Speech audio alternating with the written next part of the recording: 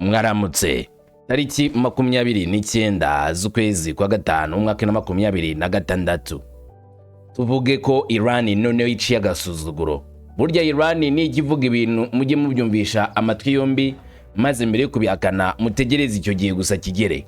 Ntabwo twituzi ko Iran yakongera kwishura intambara cyangwa se kwemera kongera guhangana na Leta Zunze Ubumwe za Amerika, kuko bari bavuze yuko abasesenguzi Leta Zunze Ubumwe za Amerika zazanye ibikoresho biremereye cyane, imbaraga za gisirikare n'uburyo bwose bukomeye bwo guhana Iran. Nyamara Iran ngo ntitinya gupfa, itinya kubura ikintu kimwe gusa, itinya kubura icyubahiro mu bandi kandi yari igifite.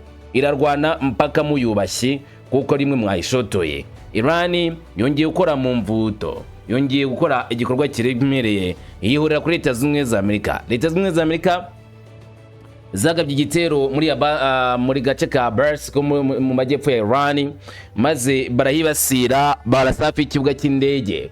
Iran ivuga ko icyo gikorwa kitaragenda kitabonewe igisubizo gikomeye. Ntabwo njye kuvuga ku by'igitero Iran yagabye ku kigo cya Leta Zunze Ubumwe za Amerika, ahubwo nje kuvuga ibihamya bigaragaza ko Leta Zunze Ubumwe za Amerika zakocowe. Ayo mashusho mubona imbere yanyu mukomeza kugenda mubona ntago ari amashusho apfuye kubaho. Ni amashusho yashyizwe hanze n'igihugu cya Iran ubwakizwe cya Iran ya IRGC, bagaragaza neza uburyo bakoreye agatendo Leta Zunze Ubumwe za Amerika, ngo bayiteguye maze barayihamya mu cyico bya nyabyo. Ni misile zidasanzwe zirimo Stegil, ndetse mu buryo bukomeye cyane bazamuka bazohereza mu izina ry'Imana Nyiringabo Allah Subhanahu wa Ta'ala, bati Allahu Akbar, maze bohereza izo misile ku bigo bya Leta Zunze Ubumwe za Amerika. Itangazo IRGC yashyize hanze rigaragaza icyo gikorwa nyirizina uko cyagenze ndari gusomera. Si ibyo gusa, Abanya-Iran mu mujyi wa Tehran bishimiye kukwihorera uburyo ngo Iran yarashe ku kigo cya Leta Zunze Ubumwe za Amerika, ariko bakanamanura, ndavuga ingabo za IRGC, ngo indege ya Leta Zunze Ubumwe za Amerika ya gisirikari irije kwibasira igihugu cya Iran. Nivyo uburinzi bw'ikirere bwa Iran bwakoze akazi gakomeye mu bikorwa byo kwirwanaho, bamananura n'indege ya gisirikari Leta Zunze Ubumwe za Amerika yari yaje ije kwibasira ubutaka bwa Iran, aho batekereza ko hari ibikorwa bikomeye bya gisirikari. By'umwihariko agace babonaga ko ari guturukamo za misile zibasira ibikorwa remezo bya Leta Zunze Ubumwe za Amerika, maze indege yabo ihasutasutiye bahita bayimanura hasi ngo pe, bati n'undi munsi nimuzamenyere kwataka ikigo cya IRGC ntabwo byabagwa amahoro, sibwo baharashe ndabikubwira. Abanya-Iran rero bihereje imihanda bati turabashyigikiye, mukomeze murwane, naho twapfa uwanyuma zasiga ahariye Leta Zunze Ubumwe za Amerika ngo be kuzamenyera kano karere. Ibyo turabigarukaho. Atari byo gusa turaza kuvuga, ahubwo ibise byo uraza kubyitiki. Iran yakanze isi yose ivuga ko izarwana kugeza ku mperuka, ngo izarwana mpaka Israel itsinsuwe burundu cyangwa se utegetswe muri Israel buvuyeho, bitewe n'ibikorwa za Israel bya kinyamaswa bari gukorera Gaza, bagakorera Lebanon. Ngo ni wo mwanzi w'umutekano muri Asia hagati Israel si Iran. Israel igomba kuzabyishyura uko byagenda kose, ngo nta mahoro azigera aboneka mu gihe Israel ifite ubutegetsi bubi nka buriya, mu gihe Israel gikora kuriya, mu gihe Israel igikora ibikorwa biremereye kuriya byo kwica inzirakarengane. Iran ntabwo iteze gushyira hasi imbunda zabo. Iran ntabwo iteze kwicara idatanze igisubizo cya nyacyo ku basirikari ba Israel, ku bayobozi ba Israel ndetse na Leta Zunze Ubumwe za Amerika. Babirindire, babitegereze, bazabibona. Atari ibyo gusa ariko kandi nanone Iran biravuga ko imaze nanone kurasa ubundi bwato mu mazi yegereye Hormuz. Abantu bashaka ngo kwiyahura, Iran yashyizeho itegeko ibabuza gucisha amato yabo muri kara karere badahawe uruhushya, barabyanga. None Iran ivuze yuko igomba gutanga igisubizo. Ubwato bumwe bwagize gutya bukerekeza mu mura wa Hormuz nta ruhushya rwa IRGC, bumaze guturirwa, bumaze kuraswaho na Iran. Uko byagenze ndabikubwira, ndetse nyirizina nuko amakuru agaragaza ko IRGC yirwanyeho. Uyu numwe mu bayobozi ba Iran, Bagai, yavuze neza ko uburyo bari kurwana ari uburyo bugaragara, kandi ko byose gutegwa na Leta Zunze Ubumwe za Amerika zitemera guhagarika imirwano. Kubw'ibyo ngo Iran nta gahunda ifite yo guhagarika intambara, nayo izakomeza kwirwanaho. Amagambo ye njye nawe turayumva ayivugira ibyo Iran iri gupanga gukora. Yavugiye mu ruzinduko twakoreye mu Burusiya, ndetse ahamya neza cyane ko muri kino gihe abantu bazabona icyago gikomeye gitewe na Leta Zunze Ubumwe za Amerika, ariko bakabona igihano giturutse kuri Iran. Reka mbaye ikaze ngo byose tubigemo kamwe ku kandi kubiri kuvugwa, nta kimwe dushize ku ruhande. Jewe Rumungu wa Kamanzi w'Uruwande, ngo ikaze ngo tujyane ku musozo. Ikaze kuri mwese.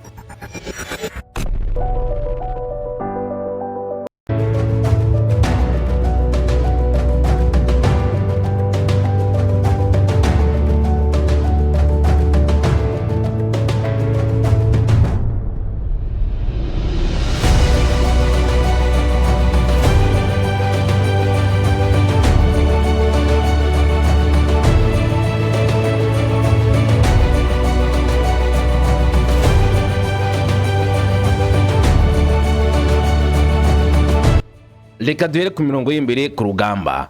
Ibyo Iran igaragaje yakoze ikoreye igihugu cya Leta Zunze za Amerika nk'igikorwa cyo kwihorera ku bikorwa byabo z'urugomo Amerika yakoreye Iran ikanga kuzihanganira iti ntabwo dushobora kwihanganira aya mateshwa yanyu, dushobora kwihanganira ibikorwa byanyu bitarimo kubaha ubutaka bwacu, ahubwo namwe ubwanyu mushaka kwiyahura ku buryo bukomeye. Nibyo IRGC bivuga ko yatunguye Trump ubwo yashyiraga video y'igitero cyayo cyo kwihorera ku birindiro by'indege za Amerika hanze ihindura ibintu uburyo Washington yagaragazaga imbaraga.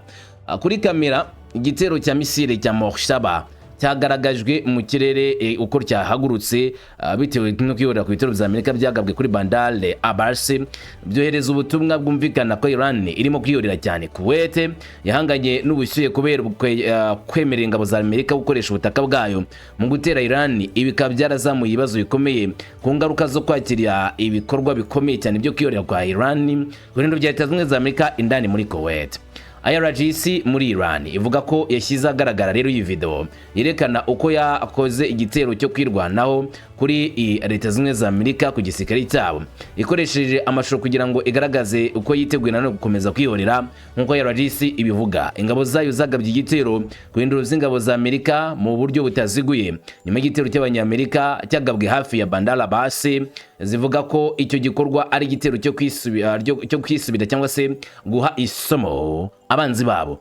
Ibiro n'amakuru bya Tasnim byatangaje ko Tehran yavuze ko iyi mirwano ari igisubizo ku bugizi bwa nabi bwa Amerika, igaragaza ibikorwa bya Iran nk'ubwihimure aho kuba ugukomeza intambara.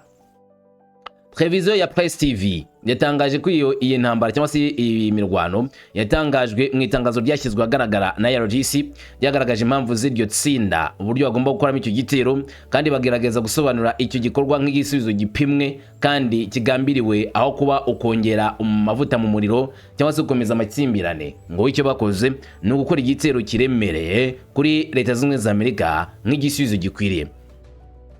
IRGC yavuze ko igitero cyabaye saa 4:50 za mu gitondo kandi ko ari umuburo ukomeye hakoreshejwe igihe nyacyo n'amagambo ya nyayo kugira ngo bagaragaze ko ubutumwa bwari bwateguwe kandi bugamije gukumira ibindi bikorwa bibi bizakorwa na Leta Zunze za Amerika. Iran yavuze ko icyo gitero cyari ukwimura ku bikorwa bya gisirikare za Amerika byakozwe mbere kandi ko Amerika ariyo nyirabayazana wo gukomeza ibikorwa by'intambara mu karere, ko Iran atariyo washinja kubikomeje intambara ahubwo Amerika ariyo ikomeje gutuma akarere kaburamwe amahoro. Rero Iran yitaba bino bikorwa kwihimura ku myitwarire idahwitse y'umushotoranyi. IRGC yaburiye ko ubundi bugizi bwa nabi bwa Amerika buzasubizwa mu mbaraga, bigaragaza ko biyemeje gukomeza guhangana na Amerika niba hagize igitero kigabwa, kandi bashimangira akaga gakomeye ko guhangana na Leta Zunze za Amerika mu gihe byabaye ngombwa. IRGC mu itangazo ryayo idaciye ku ruhande ikomeza ihamya neza cyane ko igihugu cya Amerika kigomba kumva neza uburemere bw'ibitero byabo. Iti ni itangazo ryasomwe na Press TV, bagize bati: nyuma y'igitero cy'igisirikare cya Amerika cyagabwe kuri uyu munsi hakoreshejwe ibisasu byo mu kirere ku gace kari hafi ya Bandar Abbas, ikibuga cy'indege cyaho ngaho, ikigo cy'indege cy'abanyamerika aho igitero cyaturutse cyagabwe igitero saa 4:50 za mu gitondo. Iki gisubizo ni umuburo ukomeye ku banzi ko igikorwa icyo ari cyo cyose cy'ubugizi bwa nabi kitazabura igisubizo, kandi igisubizo gihamye nibisubirwamo igisubizo cyacu kizarushaho kuba cyiza. Uwateye abafite inshingano zose ku ngaruka. Muri make umugizi wa nabi agomba kwirengera ingaruka z'ubwo bugizi bwa nabi bwe. Iran iha umuburo Leta Zunze za Amerika yuko nta mikino Iran ifite niba Leta Zunze za Amerika zikomeje ubushotoranyi nk'ubwo, zigomba no kwitegura kwirengera ingaruka z'ibitero Iran izagaba byo kwihimura, kandi ko Amerika izajya ibona ibisubizo biremereye kurenza icyo Iran yatanze. Niba Amerika yaba yongeye ubushotoranyi, icyo gihe Amerika izabaga yifashe, icyo bazayiha nk'igisubizo kizaba ari igisubizo cyanyacyo gikwiriye kandi kigenda neza. Amagambo ya IRGC ahamya neza cyane ko ubu nta mikino igihari, bagomba gukora ibitero biremereye kuri Amerika, kandi Amerika ikumva neza cyane ko ubugizi bwa nabi nk'ubwo ngo ari igisubizo kibi cyane. None ubu rero haba hari ubwoba bukomeye cyane muri karere, nicyo cyakwibazwa. Hari panic muri Kuwait. Kuwait yashyizeho uburyo bwo kurinda ikirere nyuma y'ibyo yise ibitero bya misile n'indege zya pilote, ikoresha radar ya gisirikari na systeme zo gukumira ikirere kugira ngo irinde ibikorwa remezo by'ingenzi n'ibigo by'abaturage. Mu gihe abayobozi basuzumaga ibyago bishobora kongera kwiyongera bikabaho, igisirikare cya Kuwait cyavuze ko amajwi bisasu yumvikanye ku 28 Gicurasi yatewe na systeme zo kurinda ikirere. Isobanura ko ibikoresho byo gukumira n'ingamba zo kurwanya byaturikiye mu kirere nk'igice cy'igisubizo cyo kwirwanaho aho kubanga ibitero byagabwe ku butaka bwa Kuwait. Ibi byabaye ubwo umwuka mubi wo murasazuba bwagati wongere kwiyongera nyuma y'uko Iran ikomeje kuvuga ko irakomeza gusuka ibisasu mu kwiyorera kuri Leta Zunze za Amerika. Niba Amerika ikoze ikorwa nk'ibyo ngibyo, ibigo byabo bya gisirikare byo mu karere nk'ibyo muri Kuwait biraza kubizira. Ibimenyetso biheruka kwerekanwa na makuru kandi yerekeza intambwe ikomeye cyane y'ubusamirane bukomeje kubaho ndetse n'uburyo Leta Zunze za Amerika nazo zagaragaje ko zifite umwuka wo gukomeza kurwana aho kuba batitegura ibisubizo byiza. Ibitero bishya bya Amerika bivuga ko bikomeza kubaho mu gihe ngo Iran yanga gufungura umuhora wa Hormuz, kandi nyamara bari biteguye neza ko umuhora wa Hormuz ugomba gufungurwa ugatanga igisubizo cya nyacyo cyangwa se ugatuma ubucuruzi bwongera kubaho. Ubwizo rero Iran ngo agomba kugabwaho igitero cyane cyane mu bice biturukamo za misile ndetse n'ahagurukira ubwato buto speedboat bwerekeza mu mazi yo mu kigoye cya Perse ngo bujye gukumira amato atambuka ndetse ngo bishyire mu mazi icyo bita byamini byo mu mazi. Abaturage ba Iran igitero cyo kwihimura cyakozwe na Iran bacyakiriye neza, baracyishimira cyane bati mukomereza aho sha. Imbaga y'abantu yuzuye ku kibuga cya Azadi cyo muri Tehran, amabendera ya Iran azamurwa mu kirere, amagambo y'urusaku ari menshi bati Allahu Akbar, kandi urupfu kuri Israel, urupfu kuri Amerika. Iran iri kwishimira ikivuga ko ari ikindi gitero cya Washington basubije neza bakayihamya bakayica umutsi ujyana amaraso mu bwonko, batari ko mwebwe ubundi mwari muzi ibyo murimo gukora izarizo. Ni mu ijoro ryateye ryikurikiranya nijoro rya 49 abashyigikiye Iran buzuye Azadi Square izwi cyane i Tehran mu kwerekana ko bashyigikiye Repubulika y'Isilamu ya Iran mu bikorwa byayo byo kwirwanaho. Ariko iyi myigaragambyo yari ifite ubutumwa bushya bw'insinzi. Iran ivuga ko ingabo zayo zahanuye indege y'Abanyamerika ishobora kuba ari indege itagira pilote ya MQ-9 Reaper ya Amerika hafi y'amajyepfo ya Iran. Abashyigikiye bazunguje amabendera ya Iran ndetse n'amabendera y'igisirikare cya RGC yasa n'umuhondo, baririmba amagambo menshi. Ubwirori buzakomezaga kwiyongera mu murwa mukuru nyuma y'amakuru avuga ko habayeho ifatwa ry'indege itikuriwe mu kirere yizwi nka MQ-9 Reaper, imwe mu drone zihenze cyane. Amakuru yemeza ko igura hagati ya miliyoni 30 na 40 z'amadolari ya Leta Zunze za Amerika. Nkuko itangazamakuru ryo muri Iran ibivuga, iyo ndege yinjiye mu kirere cya Iran hafi y'umujyi wa Bushehr mu majyepfo, bituma igisirikare gitangira gukora ibishoboka byose kugira ngo iyi ndege ikumirwe. Ibiro ntaramakuru za Tasnim byavuze ko ingabo za Iran zahanuye indege y'Abanyamerika itagira pilote binyuze mu kurasa misile yo mu kirere. Ibiro ntaramakuru Fars byatangaje ko mu kirere cya Iran humvikanye ko iryo turika hakoreshejwe systeme zo mu bwoko bwa air defense zari zishyizwe hafi ya Jam ndetse na Kangani mu ntara ya Bushehr. Amakuru aturuka muri Iran avuga ko indege y'umwanzi yahuye n'ikigeragezo hejuru y'amazi y'ikigobe cya Perse, ubwo amatsinda yashakishaga iyi ndege yatangiraga gukora ibishoboka byose kugira ngo barebe niba hari ibisigazwa by'indege byanabonwa. Buretse iyi ndege ya Reaper uburyo ikora mu buryo butangaje ndetse no kuyirasa ubwabyo bisaba ubuhanga bukomeye. Niyo mpamvu Iran ntabwo yakoresheje system imwe gusa cyangwa se uburyo bumwe gusa bwo gukurikirana iyi ndege ya MQ-9 Reaper, ahubwo bakoresheje uburyo bwinshi buhurije hamwe kugira ngo bahuze imbaraga maze barase kuri iyi ndege.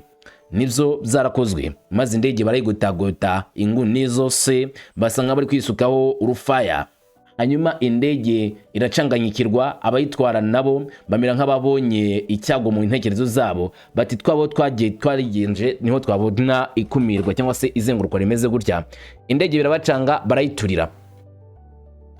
Iyi ngingo ivuga ko indege zijya pilote zafashwe bibaye umunsi umwe gusa nyuma yuko bivuga ko abasikari ba Iran bakomeje gusubiza inyuma nanone ibikorwa bya Amerika basubije inyuma ubwato bw'Abanyamerika bwashakaga kwambuka umuhora Hormuz nabwo bakabusubiza inyuma. iki nicyo gihe cy'ingenzi cyane IRGC igaragaje neza cyane ko iri guca agasuzuguro ka Leta Zunze za Amerika.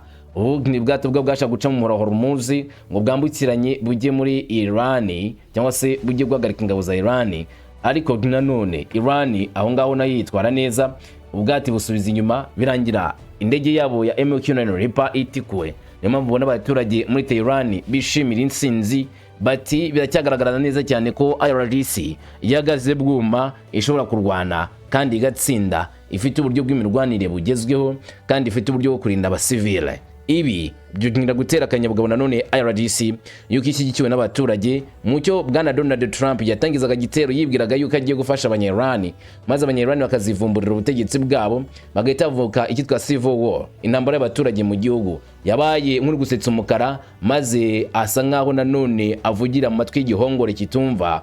Abaturage kujya bamushyigikire baramwamagana, bati urupfu kuri wowe, urupfu kuri Amerika yose, urupfu kuri Bibi, urupfu kuri Israel. Insinzi ni y'abanya-Iran, abana batoya, abakuru n'abato bose binjira mu mihanda bajya n'ahantu Leta Zunze za Amerika zizapanze kurasa. Amerika itibona neza ko intambara umunya-Iran wese n'uri mu nda afite gahunda kuzakora kumbarutsa gangana Leta Zunze za Amerika. Umugambi wa Amerika utangira gukomwa mu nkokora gutyo, batangira kugaragarizwa neza yuko ibyo kurwana na Iran bashaka babireka, kuko insinzi yazo isa nkaho ari ugufata umuyaga ngo ubike mu mufuka. Hanyuma tuvuye kuri ibyo ngibyo, Iran yongeye gukanga isi, itungura isi, by'umwihariko Israel bayiteguza ko igomba kurimbuka uko bizagenda kose. Nibyo bavuga ngo burya uguhiga ntawe yaragiye, umunsi umwe ushobora kutuza ejo ugatuza, wakora ikosa akakujinjura. Iran ngizi neza umwanzi w'akarere wari we, umwanzi w'amahoro. Ni ubutumwa busobanutse neza, ariko ruzenyurujije mu burengerazuba bwa Aziya rugeze ku intera ikomeye cyane, mu gihe hari ijambo rikomeye ryatanzwe n'ingabo za Iran zishinzwe impinduramatwara ya Kisilamu mu IRGC, ryatumye habaho gutungurwa mu karere kose no hanze yako.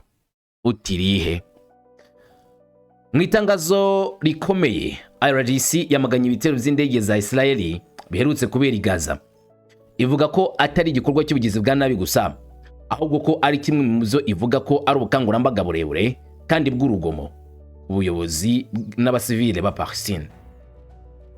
Ariko ubutumwa bwa nyuma muri iryo tangazo nibwo bwakuruye ibitekerezo byinshi kandi bwateye impungenge ku isi hose. Nk'uko IRGC ibivuga, amahoro muri Aziya y'Iburengerazuba uko ariko kose agomba kuboneka, gusa agomba kuboneka bitewe n'imbaraga zikomeye. Amagambo yabo yarasobanutse neza, nta gucika intege kandi agamije guhangana cyane n'ibi bitero.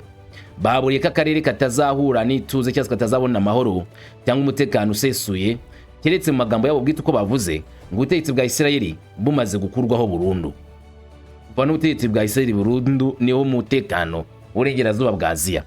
Mu gihe ubutegetsi bwa Bibi bukiriho bumeze kuriya, no peace, nta mahoro ahari.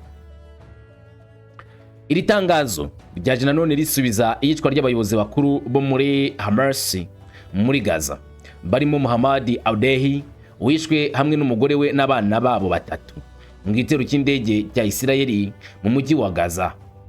Undi witwa Izzadine al-Haddad, umuyobozi mukuru wa brigade za Izz ad-Din al-Qasim, uvugwaho nanone kuba inaribonye mu ntambara, nawe yamaze imyaka ibarirwa muri za 40 ahanganye na Israeli. Israeli muhiga imuyigisha uruhindo.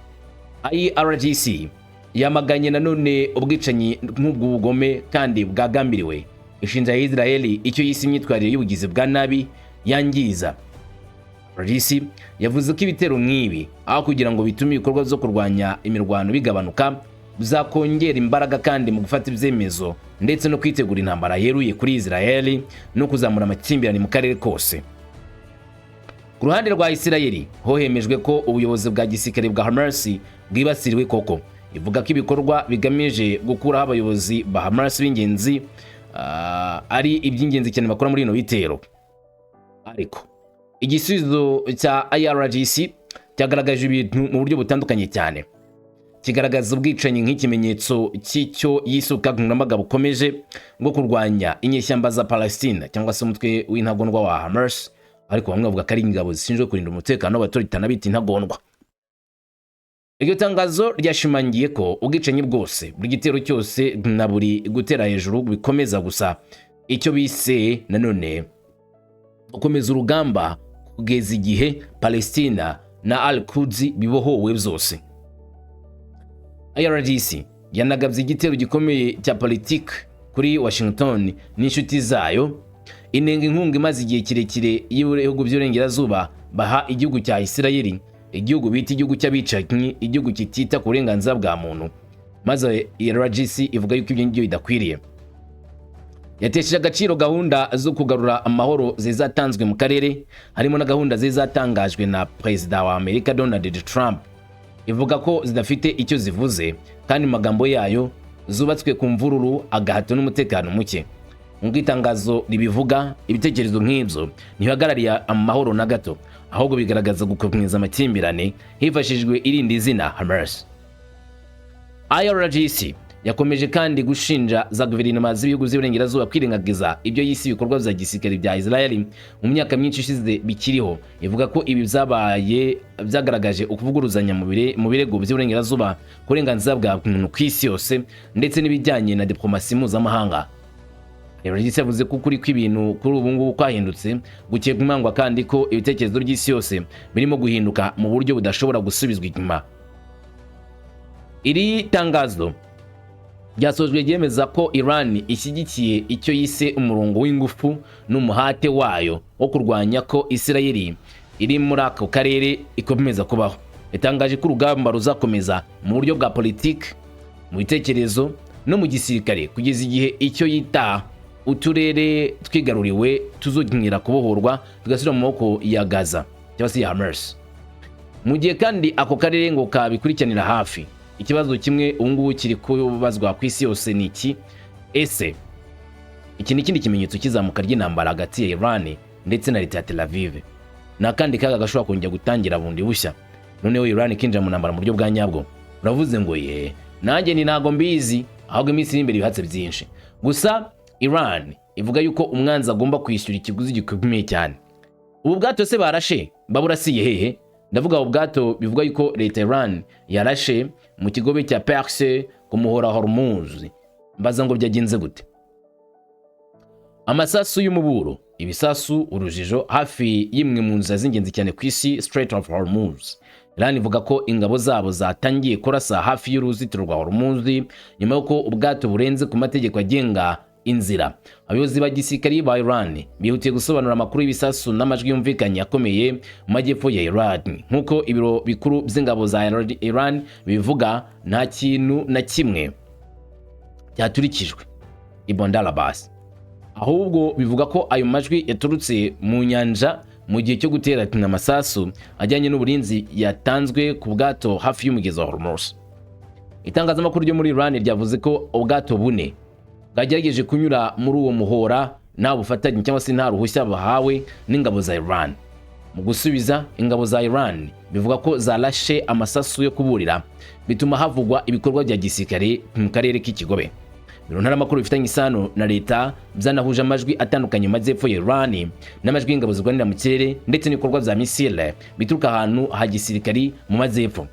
Mbere ko ibisobanuro byemewe bitangwa, imbuga nkoranyambaga zizuzuyemo ibirego by'ibisasu, ibisasu bya misile ndetse na raporo zitaremezwa neza zerekeye ubwato bwa Amerika hafi y'umuhora wa Hormuz ngo bushobora kuba bwibasiriwe n'ingabo za IRGC, bakabuha isomo rikomeye cyane. Bamwe mu mashyigikira Iran bakavuga yuko ibi ngibi byatewe ariko nanone no kuba leta ya Isirayeli na leta z'ubumwe za Amerika ari ubwo bakomeje gushaka guhungabanya umutekano wa Iran, kandi ibi ngibi Iran ikaba yarabiciyeho akarongo gatukura kavuga ko igikorwa cyose kigaragaza ko ari kwibasira Iran kizazana igisubizo kiremereye cyanyacyo ndetse n'uburyo bwo guhagarika ubwo bugizi bwa nabi, aho Iran yemeza ko itazihangana na gatoya mu gihe igikorwa bizaba bigikomeje, ahubwo izarwana kugeza ku ifirimbi ya nyuma, umwuka wa nyuma, mpaka bavuye mu karere barimo. None Iran irimo gutangaza amagambo akomeye nk'ayo ngayo y'ibitero bidahagarara, mu gihe nanone ubuyobozi bwa Iran bwemeza ko leta z'ubumwe za Amerika zirimo kwikigita kandi zigaseka, zibwira ko zizarasa Iran maze ikawuga amahoro. Iran yavuze neza ko igisubizo cyayo kuri aya makimbirane ya leta z'ubumwe za Amerika ari igisubizo kigomba kuza cyumvikana neza kuri buri muntu wese, kugeza ubwo Leta Zunze Ubumwe za Amerika zagaritse ubwizi bwabo bwa nabi ndetse no kwirinda kwibasira igihugu cya Iran. Kumva amagambo ya Galba avuga uburyo Iran yiteguye guhangana n'ingaruka zose ziterwa na Leta Zunze Ubumwe za Amerika, ndetse n'uburyo biteguye gutanga igisubizo cya nyacyo kuri izi ngabo za Leta Zunze Ubumwe za Amerika zibasiriye kano karere. N'uburyo igisubizo kigomba kuba ari bitter, igisubizo gishaririye cyane. Ati ku bikorwa bikwije kuba kuri Repubulika ya Kisilamu ya Iran, inzira yonyine yo kugera ku ntsinzi nuko Abanyamerika bareka ibyo basaba mu buryo butemewe n'amategeko kandi burenze ibitekerezwa. Iyi ntambara yagaragaje ko mu by'ukuri inzira ya Hormuz yateje umutekano w'igihugu muke mu gihugu cya Iraq. Bityo rero Iran nk'igihugu cyigenga ifite uburenganzira bwo kurinda umutekano w'igihugu n'ubusugire bw'igihugu, ndetse no kutagemerera ko babangamira cyangwa se bahotera abaturage bacu. Mu by'ukuri mu gihe kiri imbere, Repubulika ya Kisilamu ya Iran izafata ingamba binyuze mu kwemezwa no gushyirwa mu bikorwa tuzarinda umutekano n'ubusugire bw'igihugu cyacu. Muri uru rwego ni mu itumanaho n'izindi leta zihana imbibi n'umugezi wa Hormuz, kandi cyane iyo leta ni Oman. Abanyamerika bagiye babeshya kenshi mu nzira banyuzemo mu mezi make ashize. Mu by'ukuri ukuri kw'ibintu kwagaragajwe uburyo bwabo nabo bari kure cyane kubigeraho. Abaturage ba Iran, ingabo za Iran ndetse na guverinoma ya Iran twagaragaje ko Abanyamerika cyane cyane ko badashobora kuza kudutera umutekano muke, dushobora kurinda ubusugire bwacu n'ubusugire bw'ubutaka bwacu, kandi ntabwo tuzigera twemera Abanyamerika gukomeza ibikorwa zabo by'ubugizi bwa nabi. Mu by'ukuri igitekerezo Amerika itanga cyo kuyobora isi mu mahoro binyuze mu ntambara, igitekerezo gishingiye gusa ku gihe cy'ubunyamaswa. Repubulika ya Kisilamu ya Iran kimwe n'ibindi bihugu zigenga twemera ko amahoro azashyirwaho binyuze mu biganiro, ubufatanye ndetse na diplomasi. Ariko Amerika ntiyemera amahoro binyuze mu bufatanye bwa diplomasi, ahubwo itekereza ko ishobora kugera ku mahoro binyuze mu bugizi bwa nabi, mu yandi magambo binyuze mu bugome. Birumvikana ko ku Banyamerika amahoro bivuze kurinda inyungu zabo zose zitemewe n'amategeko. Niyo mpamvu iyo abantu ibihumbi 100 bicwa muri Gaza, amahoro yaho ntafatwa nk'aho agomba kuza kwitabwaho ukurikije Leta Zunze Ubumwe za Amerika uko zibibona. Kubera iki? Kubera ko ni inyungu zabo bwite n'inshuti zabo, ubutegetsi bw'abazayonisi batabangamiwe. Iyo batabangamiwe amahoro abahari. Iran yamye igaragaza ko nubwo ari igihugu gikomeye kandi gifite ububasha, ariko nanone ikaba ari umukinnyi cyangwa se umufatanyabikorwa ku ruhando mpuzamahanga, umuntu ushobora kurengera ubusugire bw'igihugu n'ubusugire bw'ubutaka akoresheje imbaraga kandi akurikije inyungu ze bwite. Twe twizera ko nta kibazo kiri hagati yacu n'ibihugu duturanye. Ikibazo kiri mu karere kacu ubu ngubu ni ukwivanga kw'Abanyamerika, mbere na mbere no kuba abazioniste ari bafite uruhare mu bikorwa byabo. Amerika niyirukanwa kandi abazioniste ntibagire uruhare muri kano karere, nta gushidikanya ko tuzagira akarere gahamye, gatekanye kandi gatuje by'ukuri. Umuntu ushobora gutegurira inzira iterambere ry'ibihugu byose byo mu karere ni igihugu cyishe umuyobozi wacu mu gihe twari mu biganiro. Leta Zunze Ubumwe za Amerika zarabikoze. Leta Zunze Ubumwe za Amerika zakoze iki cyaha zikoresha ibirindiro zazo mu karere. Iyo Leta Zunze Ubumwe za Amerika zitaba zihari kandi ibintu byabo bikaba bitari mu karere, akarere kacu kaba kariko kare konyine gatekanye ku isi. Niyo mpamvu amahoro binyuze mu mbaraga bivuze guteza imbere ubugizi bwa nabi, kwemeza ibyaha ndetse no kwemeza ubwicanyi. Bazi neza ko ari bo bana n'urubyiruko barwanya mu buryo bukomeye, kandi ubumenyi bwabo n'ubushobozi bwabo bwose abana bacu bazarwana. Abana n'urubyiruko bari mu kaga kuko batazigera bemera kubaho bategekwa. Ibi biragaragaza ko ibyo Abanyamerika bavuga ku burenganzira bwa muntu ari ikinyoma 100%. Nta gaciro baha abantu cyangwa se uburenganzira bwabo na gato.